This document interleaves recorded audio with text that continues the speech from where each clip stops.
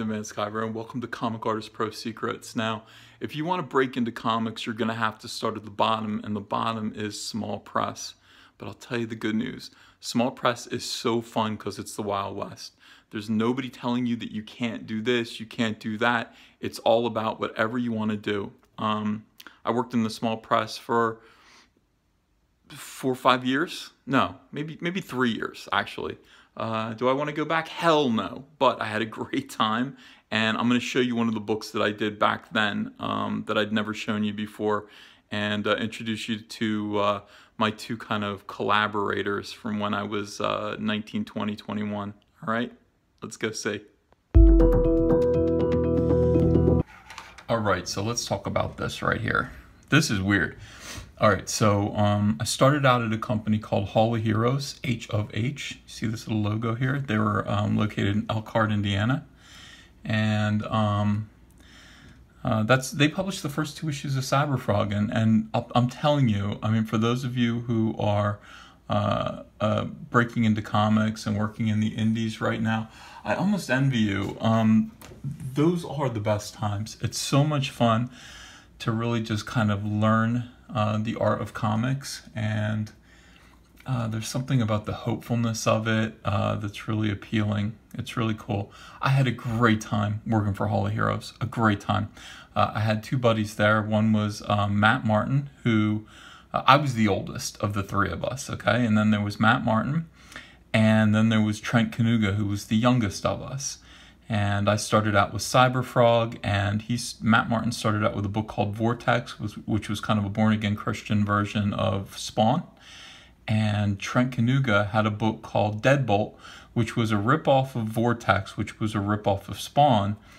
He got rid of Deadbolt like within a year. I mean, he did maybe 2 issues of it, and then he created something called Creed, which was kind of about this boy with a pet frog who could dream himself into this dreamland. It reminded me of the Neverending Story. It was really kind of like fun and cool, and his pet frog would become a dragon. And Creed was a major indie hit. I mean, like the biggest small press hit that you could imagine. And he was off doing that. I did 2 issues of Cyberfrog for Hall of Heroes, and then Matt Martin did a book called Snowman. Trent went on to a company called Lightning Comics, and they were paying him really pretty good money, I think, even though I still think, looking back, he probably got ripped off.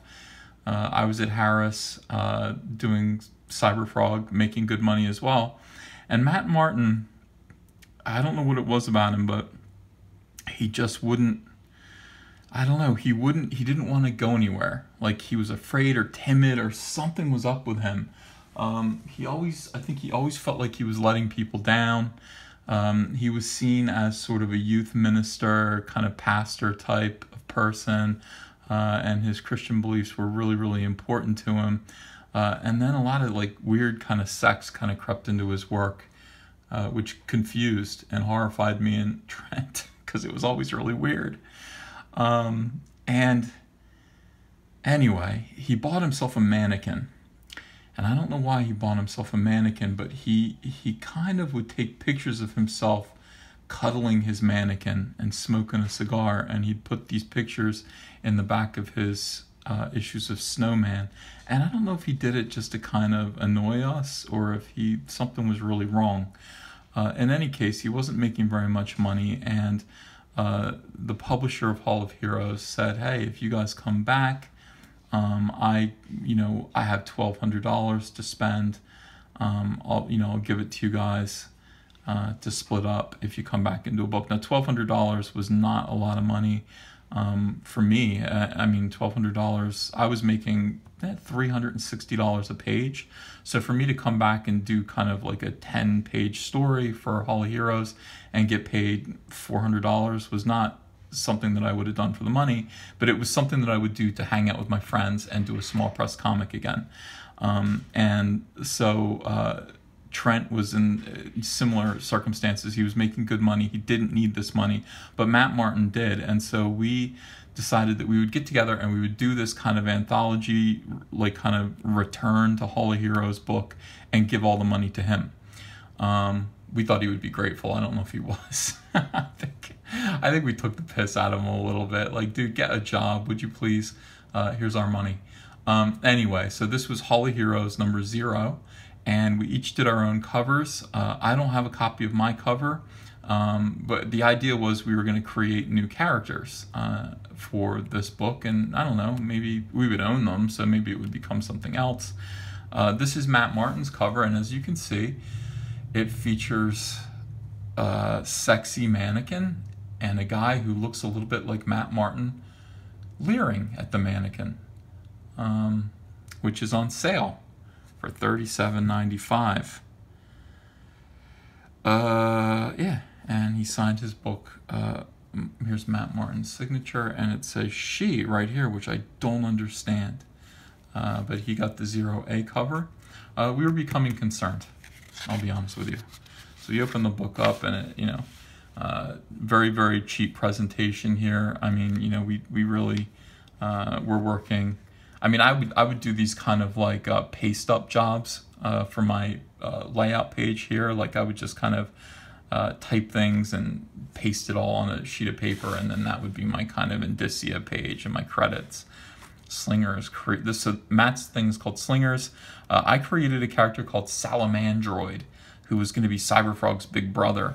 And then here's The Fuzz, created and written by Trent Kanuga. And I thought The Fuzz was going to be about the cops, but it wasn't. Publisher Alan Stewart. I don't know who Jerry Kennedy is. And yeah, we each got to do our own covers. It says cover colorist, SALAMANDROID, Revolution Multimedia. I have no memory of that at all. March 1997. So, I mean, I was still doing Cyberfrog. I think I was probably working on Cyberfrog number 0 at the time and making good money, and probably living in Portland, Oregon. So here we go. Matt Martin's story. He's got a drunk, and look at the hair here. He's got these kind of strands of hair. I don't want to talk too much about Matt Martin's story here because it isn't mine, but it was concerning. Here is Al's, because of Alan Stewart. We always paid reference to Alan. You could see, I don't know, Creed written right here. And this says screw and an anarchy symbol. And there's a kind of naked little fairy. And let me see. Yeah. I don't know. I don't know. Move that needle. You gotta move the needle. I mean, this is nice. I mean, see, the thing about Matt, he rushed this. This was the thing I remember being upset with him about. It's like, you made all the money and you kind of did a rush job here. But I really like this. I mean, that's, you know, that silhouette of a car is jamming. I like it. And then I guess he's got like, this is kind of like the plot to the movie Mannequin, where she's real in his brain, but she's really just a mannequin. And then, you know, that's it. So that was Matt's contribution. Here's me, SALAMANDROID, introducing a new character called SALAMANDROID, and he is very much, of course, this is black and white and newsprint. And look, I got some help. So created by Ethan Van Sciver, plot assistant scripts by a girl named Patricia Breen, who had a book called Kiss and Tell that I drew a short story in, and I thought she was a really good writer. So I had her do some dialogue. I think she did all the dialogue, based on a story by Tom Snigoski, who was the writer of Vampirella, lettered by Michael Delapine. So I'm using my Harris Comics kind of connections here. Yeah. And here's me coming out of my coffin, like Criswell in the opening to Plan 9 from Outer Space. There's a copy of Overstreet's Fan in there with Cyberfrog on the cover, and a blow-up girlfriend. I've never owned a blow-up girlfriend. I don't know. I promise you. And here's me again, and our story is called Die, Die, You Derelict. Introducing SALAMANDROID. I've got a nice big bow tie, and I'm meant to be Criswell from Ed Wood movies. And we've got these goth kids, and I don't know, they're talking about Poppy Z Bright books, and they're going to do kind of a blood sacrifice on this poor guy here. Hey, this guy's wearing an Armani suit. He's not a bum. And this guy's freaking out about the salamander. What salamander? Oh, this salamander. All right, so Law of salamanders, what are you talking about? Nothing personal, mister, but I gotta kill someone tonight. And a voice says, oh, Vinny, I think you're just too old for the teenage witch scene. Maybe you need a facelift. And then, this is very Cyberfrog. Everything was extremely violent. And you could see the tail goes through his face, breaks the glasses in half, which I would have thought was visually funny. And then you can see his jaw still. If you look really close, you can see his teeth, his lower teeth there. And it says splorch. Yeah, and her eyes are here, so she can see that happening. Crazy detail here. All right, here we go. Here's our boy, Salamandroid. And look, he's lifting him up by his face hole. And the goth kids are terrified. I think that makes sense. Yeah, this is all very Image Comics here. Look at the gears on his leg here. It's very exciting. He doesn't look like a salamander. He's a lizard or dinosaur. If I redid Salamandroid, I'm afraid I would have to make him look a little bit more like a salamander. This is a great panel. Yeah, I mean, again, look at this. The leg foreshortening here, and then he swoops around at her, and she's like, eep. She's like, meep. Nice big claw here, very Dale Keown influence. And he is yelling at the dude on the end of his tail still. Yeah, massive head trauma. I don't know what it is. You get to be this age where you think this kind of thing is cool or funny or fun to draw. Like, I used to draw like extreme violence as a teenager all the time, and I loved horror movies. I'm so much different than that now. I would never draw that. I'd be like, no, I can't do that. There was a scene in one of the first issues of Hal Jordan that I drew, where they wanted Hal Jordan to be like unconscious and being operated on. His, there's a alien rib spreader opening up his insides, and I'm like, I'm not drawing that. I'm not. I can't do it. I would have done it at age 22 though. All right, Salamandroid comes, lands on a roof, and he meets this little girl. So just like Cyberfrog has a girl that he protects, Salamandroid has one too, and she's much younger. She's just a little kid, and her name is Rebecca. What was her last name? I should remember that in case I ever want to do these characters again.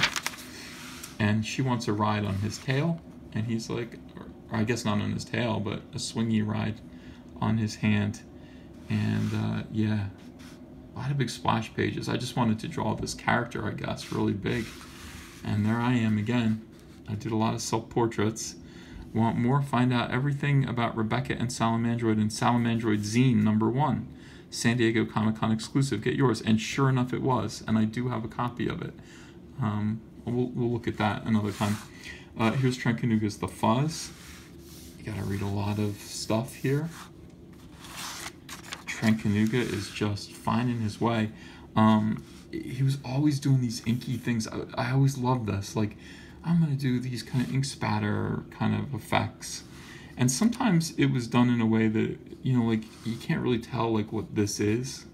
You don't really know what it is, but it doesn't matter. It's like, you get the feeling this is a spaceship. Color would have sorted this all out. Nice perspective on the ship here. And this little kind of big-footed bunny comes out. And he's the main character. Trent was just so cool. Look at it, little Cyberfrog face here. This was something that we were all doing. Yeah, I mean, look at this great panel. He was so underrated. We thought of him as a kid. Like, we thought he was just a kid. And he was just kicking our asses left and right. Look at him. Look at this great kind of smurfy little character. Big imagination on Trent. Little slug that he picks up or something. I don't know. That's what he wanted to get, I guess. And, look at that. It looks like Bone. It looks like Jeff Smith's Bone. I mean, his character Bone. I don't mean Jeff Smith's actual Bone. I don't know. Anyway, and then, yeah. And then you get a nice detailed splash page of the conflict. Will our hero survive? Will Fear Derrig claim Griff's Cripwits for his own? Trent was, he's like John Lennon. It's just nonsense. This is so fun. This is the kind of stuff that you want to do when you have the freedom to do it. Well, we at Hall of Heroes would just like to say thanks for the support. Now look, these are all the people who were supporting our comics, and you give them a nice shout out here. Let's see if there's anyone that is still kind of, look, Matt Seinreich from, I think he is the guy who now does Robot Chicken. There's Bill Christensen, who now owns Avatar and Bleeding Cool. And I knew Bill Christensen way back then. I think his name is spelled wrong there. I could be wrong. And these are the books that you could look at this. Look at these indies. Snowman #1, $18. $18. That was a big deal. Yeah, and ads for other things that Hall of Heroes was going to try to put out. Look, you could get a Cyberfrog #2 for $7. I wish I had a bunch of those now. Yeah. Oh, big gigantic splash page. 2-page spread that I must have offered of Salamandroid and Rebecca. I remember drawing this on an airplane, and I swear to God, I was so stupid. I had this spread out on an airplane. I was in first class. I'm sitting there doing the details, and this beautiful woman was sitting next to me. And she was chatting me up. I'm young man EVS. I'm like 22 years old. I'm, you know, fairly handsome. And I swear to God, we got off the plane, and she walked me all the way through the airport. And I think she must have been 4 or 5 years older than me. And she was like, so, you know, and like waiting for me to kind of invite her out or invite her back to my place or something. And I went, yeah, nice talking to you, see ya. I still think about how dumb I was. As a young man, I was like, I couldn't read any signals at all, just none at all. I was so Mormon. All right, anyway. Yeah, and here are all the books that Hall of Heroes published. Look at that, that's a nice, oh yeah, this was Matt's cousin, Cam Enders, who did this book, kind of a Green Arrow ripoff. There's Trent Kanuga's first book, Deadbolt. This is my first published work, Vortex #5, officially published, because I inked like 3 pages in there, and I think I penciled something, maybe a pinup or something that appeared in that issue. Oh, and there's my cover. All right, yeah, this is the cover that I turned in for this book right here. And it was colored very strange, and I put like this weird border around it. I don't know. But this was the thing. I mean, you had a monster and a child. I mean, and that was totally Dale Keown's Pit. It seemed to be something that really worked, and I think a lot of other people were doing that back then. It was just like, hey, he's a monster. He's a terrifying monster, but he can't be all that bad because he protects this child. And, oh yeah, and here's another like special bonus cover for this book that you could have gotten. So I guess there were 4 covers altogether, and this is the super duper rare one. And these were just all the people who were around us, who were publishing at the time. I mean, you've got Avatar, of course, they're still around. And they ended up publishing Snowman for a little while. And let's see. Yeah, like there's a snowman thing. I was like, why does he have a ponytail? What the hell is that? Here, I think is Bill Mouse's Nera X. I remember that. I mean, being in the small press was really, really like cool. You knew all the other small press guys. Everybody wanted to succeed. Everybody wanted to go to Marvel or DC. And you were just kind of super competitive, but still kind of in an affectionate kind of way. You wanted to just jam with all these people. So yeah, Hall of Heroes presents #0 and sexy mannequins with no arms. I don't know. Thanks.